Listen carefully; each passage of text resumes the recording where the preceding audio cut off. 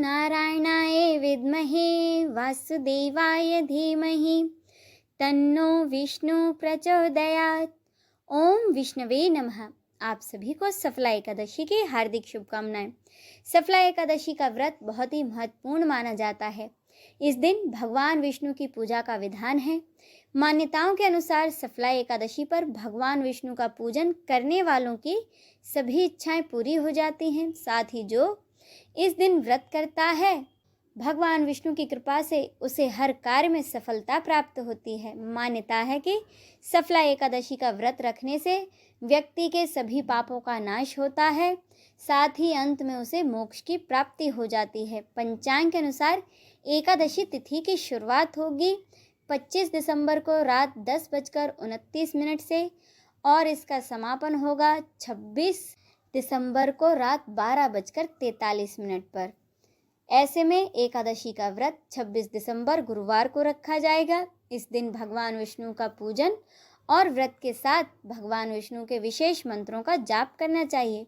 शास्त्र कहते हैं कि सफला एकादशी पर नारायण के मंत्रों के जाप से सभी कष्ट और बाधाएं दूर हो जाती हैं, साथ ही जीवन में तरक्की की नई राहें खुलती हैं। ऐसे में आइए जानते हैं शास्त्रों में सफला एकादशी पर किन मंत्रों का जाप करने के लिए कहा गया है। इस दिन आप ओम नारायणाय विद्महे वासुदेवाय धीमहि तन्नो विष्णु प्रचोदयात्, ओम नमो भगवते वासुदेवाय, ओम नमो नारायणाय, ओम क्लीं विष्णवे नमः, ओम अह अनिरुद्धाय नमः। इन मंत्रों का जाप कर सकते हैं। अब सुने व्रत कथा। प्राचीन समय में चंपावती नगरी में महिष्मान नामक एक राजा राज्य करता था। उसके 4 पुत्र थे। उसका सबसे बड़ा बेटा लुम्पक नाम का था। वह बड़ा ही महापापी और दुष्ट था। देवता, ब्राह्मण, वैष्णव आदि सुपात्रों की वह सदा ही निंदा करके अति प्रसन्न होता था। सारी प्रजा उसके कुकर्मों से बहुत ही दुखी थी, लेकिन युवराज होने के कारण सब चुपचाप उसके अत्याचारों को सहन करने के लिए विवश थे और किसी में भी इतना साहस नहीं था कि कोई राजा से जाकर उसकी शिकायत करता। परंतु बुराई अधिक समय तक पर्दे में नहीं रहती। एक दिन राजा महिष्मान को अपने बेटे लुम्पक के कुकर्मों का पता चल ही गया। तब राजा ने अत्यधिक क्रोध किया और अपने बेटे को राज्य से निकाल दिया। पिता द्वारा त्यागते ही लुम्पक को सभी ने त्याग दिया। अब वह सोचने लगा कि अब मैं क्या करूं, कहाँ जाऊं। अंत में उसने रात्रि को पिता के राज्य में चोरी करने की ठानी। अब वह दिन में राज्य से बाहर रहने लगा और रात्रि में अपने ही पिता की नगरी में जाकर चोरी तथा अन्य बुरे कर्मों को करने लगा। रात में वह जाकर नगरवासियों को मारता तथा कष्ट देता। वन में वह निर्दोष पशु पक्षियों को मारकर खाता। किसी रात जब वह नगर में चोरी करते हुए पकड़ा भी जाता तो राजा के डर से पहरेदार उसे छोड़ देते थे। कहते हैं कि कभी कभी अनजाने में भी प्राणी ईश्वर की कृपा का पात्र बन ही जाता है। ऐसा ही कुछ लुम्पक के साथ भी हुआ। जिस वन में वह रहता था वह वन भगवान को भी बड़ा ही प्रिय था। उस वन में एक प्राचीन पीपल का वृक्ष था तथा उस वन को सभी लोग देवताओं का क्रीड़ा स्थल मानते थे। वन में उसी पीपल के वृक्ष के नीचे महापापी लुम्पक रहता था।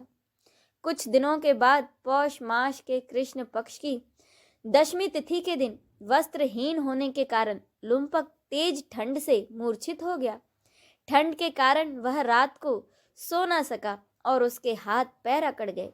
वह रात उसकी बड़ी कठिनता से बीती, किंतु सूर्योदय होने पर उसकी मूर्छा नहीं टूटी। वह ज्यों का त्यों पड़ा रहा। सफला एकादशी की दोपहर तक वह पापी मूर्छित ही पड़ा रहा। जब सूर्य के तपन से उसे कुछ गर्मी मिली तब दोपहर में कहीं जाकर उसे होश आया और वह अपने स्थान से उठकर किसी प्रकार चलते हुए वन में भोजन की खोज करने लगा। उस दिन वह शिकार करने में असमर्थ था, इसीलिए पृथ्वी पर गिरे हुए फलों को लेकर वह पीपल के वृक्ष के नीचे आ गया। भूखा होने के बाद भी वह उन फलों को न खा सका, क्योंकि कहाँ तो वह रोजाना जीवों को मारकर उनका मांस खाता था और कहाँ ये फल उसे बिल्कुल भी अच्छे नहीं लग रहे थे। अतः उसने उन फलों को पीपल के जड़ के पास रख दिया और दुखी होकर कहने लगा कि हे ईश्वर, यह फल आपको ही अर्पण है, इन फलों से आप ही तृप्त हो जाएं। ऐसा कहकर वह रोने लगा और रात को उसे नींद न आई। वह सारी रात रोता ही रहा। इस प्रकार उस पापी से अनजाने में ही सही सफला एकादशी का उपवास हो गया।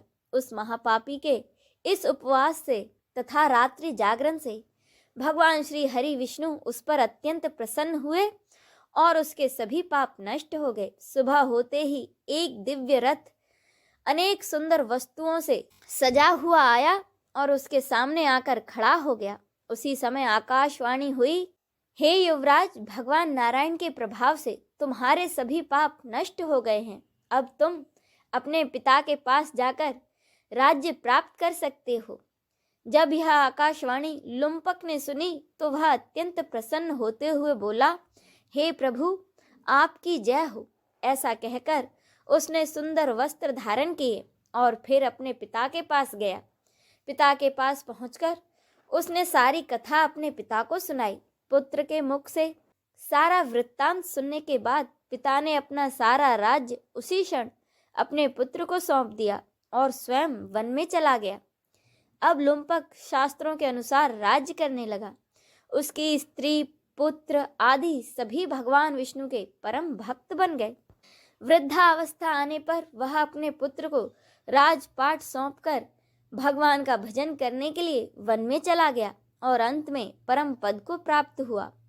मान्यता है, जो मनुष्य पूरी श्रद्धा व भक्ति पूर्वक इस सफला एकादशी का व्रत करते हैं, उनके सभी पाप नष्ट हो जाते हैं और अंत में वे मुक्ति को प्राप्त होते हैं।